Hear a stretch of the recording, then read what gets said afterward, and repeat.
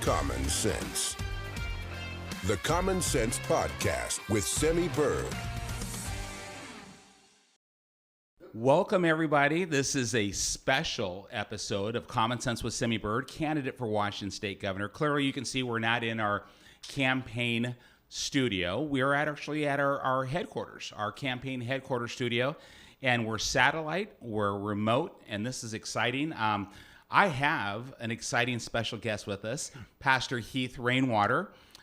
Someone I call a friend. I've known for, I think it's going over a year now, since we first met, when I heard of the fantastic things that you're doing in the community. And I think that's how we're going to get started. You know, Heath, since COVID and with a lot of things that have been happening in our society and our nation, it seems that people are finding themselves stepping outside of the norm, stepping up to the plate, so to speak, and taking on more responsibility and getting more involved in the community than they ever thought that they would. Yeah. And you are doing something quite spectacular besides serving God, which is one of the most powerful callings anybody could have. And I think we all find ourselves somehow, some way called to serve. But you are taking that a whole new step further, and you have an exciting project going on in terms of education and bringing a whole new quality of education to the community here in Enumclaw, correct? That's correct. Can you tell us a little bit about that? Yeah, absolutely. Yeah. Boy, I really relate with what you're saying as far as people stepping out of maybe what would have been normal for them, recognizing that they have a heightened civic responsibility in this time that we live in, moral responsibility as well. And sometimes that takes us out of our comfort zone or out of our norm. Yeah. For us, we are, my wife and I, Kiona, we pastor Grace Point Church here in Enumclaw, Washington. That's awesome. We launched Grace Point about 10 years ago. When we first launched the church, immediately we knew we wanted to have a school. It was written into our bylaws early on, but we didn't know exactly when we'd be able to get around to that. It takes a lot to launch a school, a lot of effort. But gosh, as we went through these last 4 or 5 years, particularly with COVID and how when the schools shut down here in Washington, it was, as you know, it was devastating for learning. I believe that it made it very evident that there needed to be options in education that weren't apparent or weren't available. Here in Enumclaw in particular, we're kind of in between some very good private Christian schools and private schools. So there really weren't very many options. So we decided, I think now's the time. And I guess we just accelerated the plans that we had for our school. And we decided to launch Grace Point Academy, which we're now 1 year in. We just had our first kindergarten graduating class. We were K through 3 last year. And then this next year, we'll be moving into a new facility, which we're currently finishing up with construction on. And we'll be full K through 6 this year with plans of serving K through 12 in the coming years. That's amazing. Yeah, that's amazing. And so what we're finding is that there's this real push right now for early learning centers and, you know, for those ages 3 to 5, getting young people in early. And I support that. I really do. And especially if you can get them into an environment that is conducive to learning, an environment that is socially conducive to that. Well, as children grow, we call it Piaget's theory of cognitive development, but children are at this age early on where they feed off of one another, and their environment is paramount to their development. And so I can see this, that you are creating an environment in which from the very early stages, a child can come in and have this nurturing environment, this wholesome environment. And I go to this statute where it says we have an obligation to teach morality and patriotism in our school system. There's actually a Washington state statute that says we're required to do that, but most school districts don't do that. Tell me some of the things that you're doing in your school that you believe would satisfy the idea or that state statutory requirement of morality and patriotism for our young people? Boy, great question. Great question. Yeah. Well, I would start off by saying that we're a private Christian school, but we're a Hillsdale classical school. And that is a big deal. Hillsdale classical curriculum is rigorous. It's amazing. If for some people who don't know much about the classical educational model, it is, besides being very rigorous, it focuses on math, history, literature, and science. And history in particular, I think, is very, very important in the time and the day that we live in now. You mentioned patriotism. Patriotism is one of the cores of the Hillsdale curriculum model. It's patriotism is not a dirty word. It is an amazing reality for many people, and I think it's something that is being purposefully taught against. And if we're not careful, we can lose the idea, the esteem, and the honor of patriotism, self-governance, moral virtue. These are things that we teach: a love for God, a love for others, and a love for country. That's all at the very center of this curriculum and of Grace Point Academy. Oh my goodness! And just hearing that, the words you're saying, self-governance, that was something that you just added to it. I mean, it's in my heart, because with patriotism is the notion of we the people. In order to maintain this constitutional republic, there are certain things that are expected of us, that we need to take action to maintain and to bring accountability and to hold our elected officials to be accountable and transparent to we the people, who they serve, or who they are there to represent as a republic. But if we're not teaching our children civics in our school system, if they're growing up or being raised in a school system where they don't understand their heritage and their history as American citizens, and what people forget often, it's not a matter of race, creed, color, or religion. It's not how we look, it's who we are as citizens of this great nation, which is to say that all those beautiful cultures that we bring, whether Hispanic, whether Asian, whether African, whether Anglo-Saxon, it does not matter, because altogether, all those cultures come as one presence of the American experiment. Yes. And that's part of our heritage. Absolutely. We're unique in that within the world, I believe. Right. And it is part of our heritage. And, a big word that we use and that we think about when we, in the planning of the school, but also just in the way that we operate as a church as well, is all about legacy. Yes. You think about legacy as oftentimes what people pass on from one generation to another. And when some people consider legacy, they think of it in terms of tangible things that are passed on. Sometimes an inheritance or a building or a business or a church could be considered legacy. But how about freedom? Yes. How about this great country that we live in? And so the heritage that is passed, the legacy that is passed, you can hand another generation, you can hand them a thing. And if you don't pass down the values, the faith, the work ethic, the history, the reason, the why, along with the thing will be squandered. Whether that's freedom, whether that's this amazing country we live in, whether that is faith, it will be squandered. And so that is kind of the core of even why we realized we needed to launch a school in our area and in our state. And we are the only Hillsdale classical curriculum school in the whole state of Washington currently. Goodness. And we knew that we needed to act quickly because it's becoming very apparent that it's something that we're losing. And if we want to gain it, and if we want to keep it, it's going to be relied upon the future generations. Yes.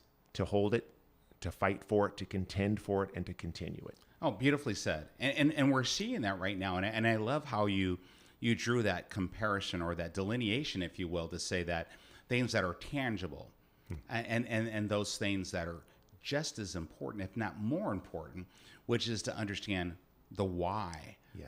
As to what we have and why do we have it, and to understand our history. I myself, being a little bit older than you, just barely. I know, just right on that cusp, right?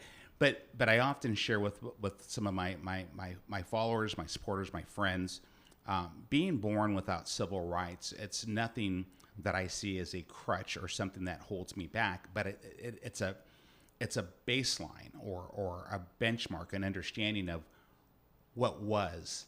Yeah. And the American experiment is a proposition of what can be and what can always be.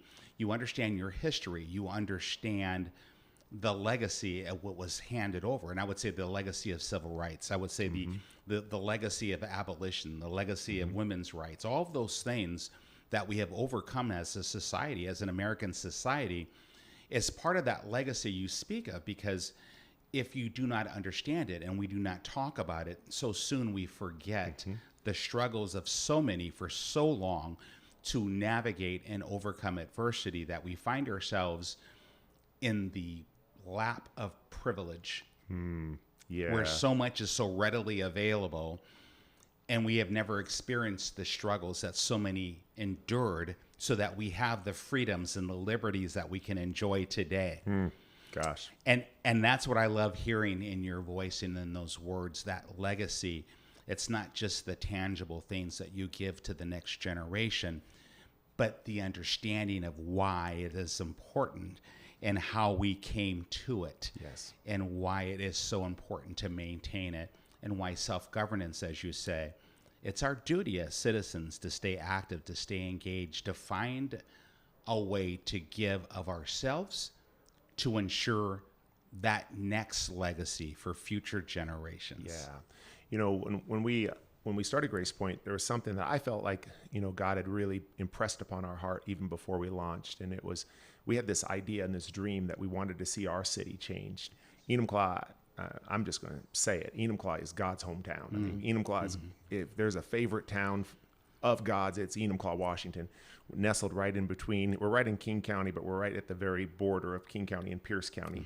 And Enumclaw is special in that even though we're right here in King County and right next to Pierce County, I think we really reflect the overall heart of our state as a whole. That we look a lot more like what our state looks like than just those two big counties. You know, I love it. It's really special. But wherever, when we wanted to start the church, we pictured maybe changing our city, right? And so the idea was, at first, somebody said to me, "Well, if you were to build a church, then you can really change your city." And I felt like God impressed upon my heart, no, that's not it. It's instead, it's the opposite. If you change your city, you'll build a church. If you can impact a city, well, how do you do that? Through a mindset, a heart, and a culture of service and of civic responsibility, of community. Yes. So let's go out there and let's be part of our city. Let's be part of our community. Let's make a difference. And we bring the love of God out of the four walls of a church, and we bring it out into the street. Amen. Because we believe that the love of God pursues. So love pursues. So let's get out of the church building. Let's get down into our city. Let's serve. Oh, well said. I was driving, and I have to say this, you know, folks that are watching this interview or this discussion, when I first drove into Enumclaw for the very first time, and I came with my wife and my daughter, and that was fortuitous. We're a very close family. And as we drove in, we could feel it. First, I saw the sign, the Purple Heart City. And that's something that's near and dear to me, that to enter into an environment where the city, the town itself, is declaring their support for veterans and those who are willing to make the ultimate sacrifice or put themselves in such harm's way. But to honor our veterans, I thought was a beautiful thing. And then I met some of my dearest friends that are more like family than anything else. And this town has really worn on me. I'm not sure if the word is worn on me, but it's grown on me. Grown on you. I love it, but I feel it. And so what you said, the people are, I think, the change that we want. Change does not happen without we, the people, stepping forward and stepping up to be the change that we want to see. And that's exactly what you have done, not just with bringing fellowship in the Word of God, but also a legacy for the future of those people, to continue that journey, to bring more self-governance in such a way, again, morality and patriotism, and bringing in that new generation of individuals who understand the foundation of love and compassion and fellowship and the blessings of liberty and all that we've been given, that is something that we are missing, and it will either define or defeat us as a nation. Yeah. How we move from here, and you are making you're taking steps to that end. You are making and establishing a legacy, not just for your own family, but for many families within this entire community. What a way to serve in His will. And I was saying earlier, and I'll give it back over to you, but I was sharing with my friend in a conversation as I was driving in tonight, as I walk in my faith, proudly and blessed. And I said, I just wish that everyone understood what it's like to have the love of Christ within you, because it's not simply the ideology of faith. It's the feeling that you get from it, the freedom to love, to be secure, and an appreciation and compassion for others. And I say, what is the downside to engaging in a Christian environment? It's just simply to say, or in many other religions, we share so much. Yeah. It's love, compassion, and fellowship for something that is much more greater than ourselves, and a willingness to do better and to do for others. There is no downside to that. No. And to raise a new generation with that mindset only ensures the growth of our nation, the security of our nation, and the future of our nation. Right now, we don't have enough law enforcement professionals because young people don't see the value in serving to protect and to serve, or to serve their nation. And what does that say for our national security, or even the security of the public safety of our streets? We need this. Oh, yeah, absolutely.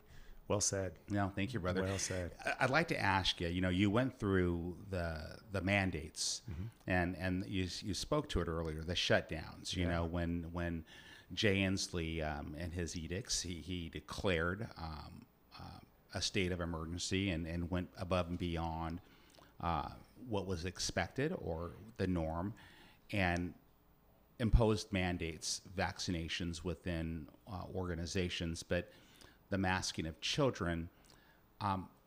How did that, and they our places of worship were shut down. Yeah. So our places of worship, the epicenter, that moral compass of every community, as it has been from the dawn of time. Yeah. You shut that down. Then you shut down the economy, and then you shut down the social engagement within not just for we as adults, but for our children at a time when they're developing socially and they need that social interaction. And then they shut down our schools. And so now our children are sent home and given a laptop and say, we'll learn online, and we're going to remote in and do that, when children need something so much more. How did that affect you and your community? And I would say, those who attended your church, how did that affect you? And what was the community's feelings about the decisions that were made from the state level? First, I would say it was when we first found out about, the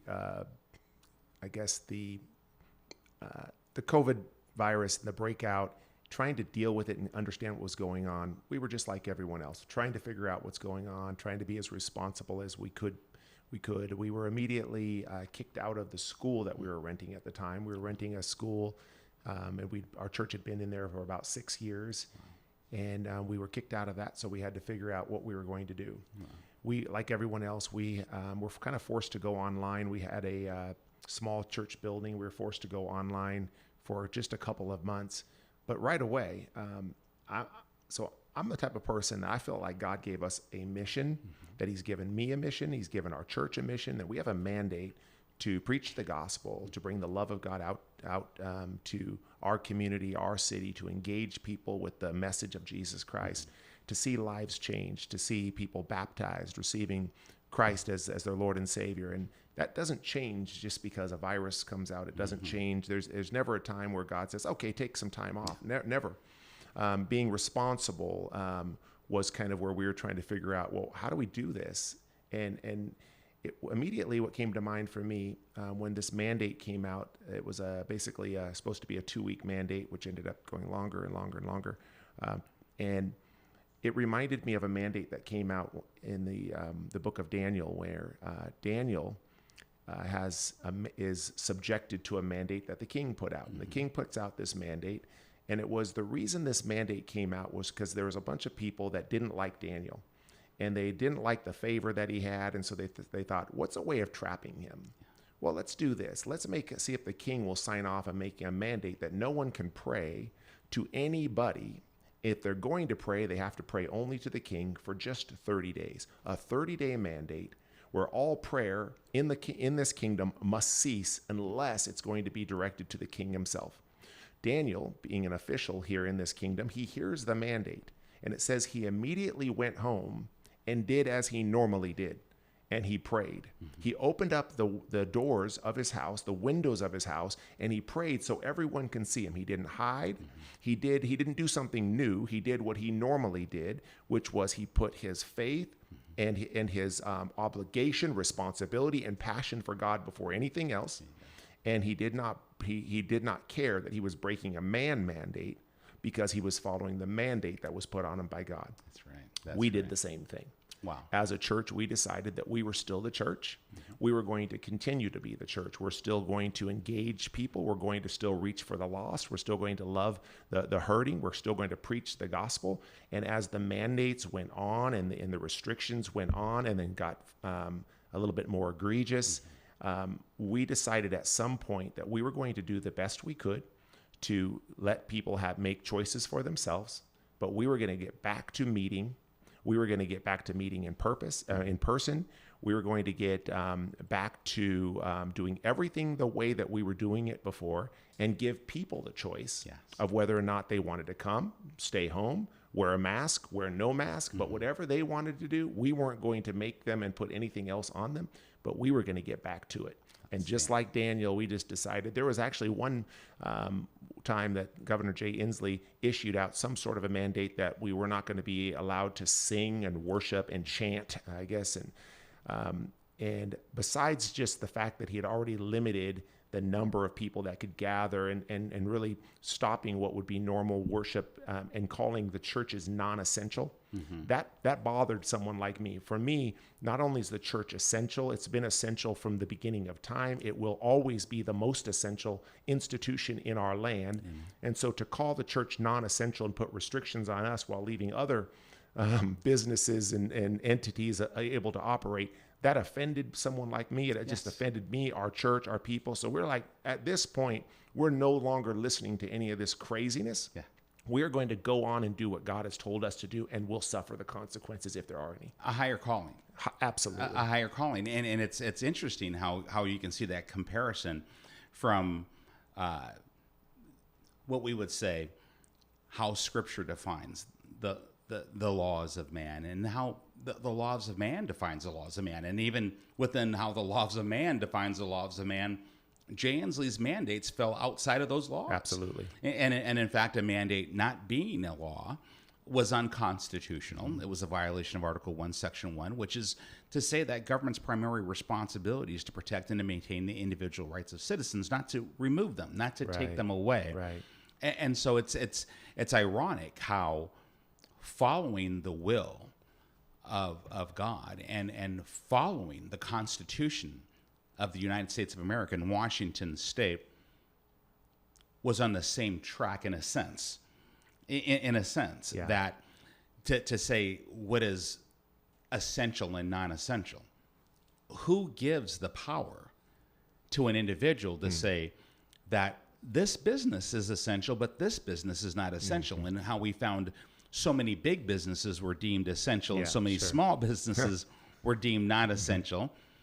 How is it that private schools and Christian schools could remain open, but yet public schools were shut down? Why is it that children were the lowest at risk, said the scientists, but yet one of the first institutions to be shut down were our school systems.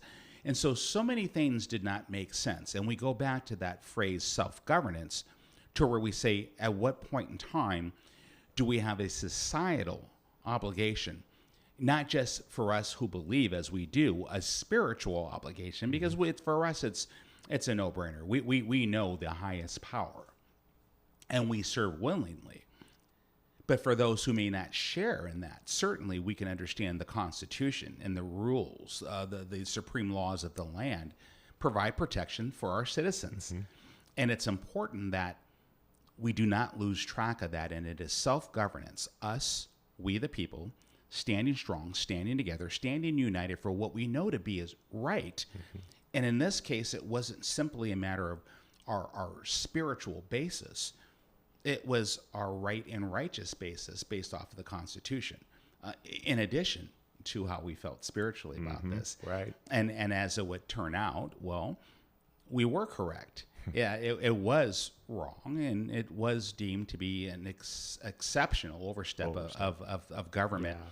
And so we've learned. We learned the hard way, but we also learned something about ourselves, that there are those of us who will stand strong in the presence of adversity and say, no, we serve a higher power. For a greater good, we will take the difficult right over the easy wrong and stand strong and say, no, we know right and we know wrong and we choose right. Yeah. And someone has to stand. Yes. And I'm excited about your candidacy. Thank you. And Thank you, Heath. one of the reasons I'm excited about it is even focusing just on the public school system. Is I actually believe that it is in our best interest to see the public school system fixed. Yes. Not scrapped. Yes. Not moved away from. Even us starting a private Christian school, it's not because we think that the public school system should be scrapped. It simply needs to be fixed. 100%. We need our public school system. It's essential. We believe in our public school system. That's one of the reasons I moved back to Enumclaw, was because growing up in the Enumclaw School District was so amazing. And right now we have a superintendent, Sean Carey, here in the Enumclaw School District, a man I respect very much. But a lot of people in their positions are not in the do not have the power to change what's being pushed down on them from above. There's a lot of heroes in the public school system. Yes. We have great teachers and educators and faculty and superintendents that are great humans, great people, champions, heroes, but they can only do so much. It's what's being pushed and propagated upon them from above. But no, thank you. And I appreciate that message you said, because one of the things that we're bringing forward in our education reform bill is just simply that. It's valuing those heroes. It's giving our classrooms back to our educators. Yeah. It's empowering those superintendents with the local control that they need and that they deserve to resource and support what I believe is the epicenter of academic excellence. And that is what I would call a three-legged stool. It is the parent guardian. Yes. Right? The parent guardian. It is the student. And it is that educator. Yeah. That is the epicenter of knowledge transfer. And if you get that right, we know empirically that when parents are involved in their children's education, children learn better. They acclimate to their academic environment better, and they thrive academically.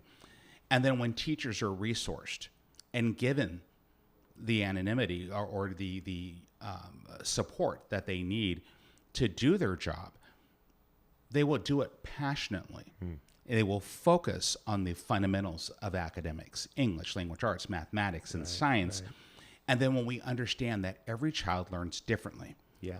I myself, a high school dropout, K through 11, I struggled academically, and it turns out I was bored in school because when I went to college, 4.0, and so on and so forth, great grades. I love learning. I have a mindset I have a love of learning. But then my mind wasn't ready, and I learned differently. I needed more time. I needed special attention. I think it's worth taking the time to bring that focus on those three key areas: resource our teachers and our educators, engage our parents and our guardians, and understand how that child learns so that we can meet that child where that child is, meet that child where that child's needs are, and then bring them in slowly but surely until that child can take ownership of his or her own academic excellence. And that should be our paramount focus within our school system, to make them into these academic centers of excellence. This is a place where children's minds thrive and grow and then take hold on their own, so they find their own love of learning.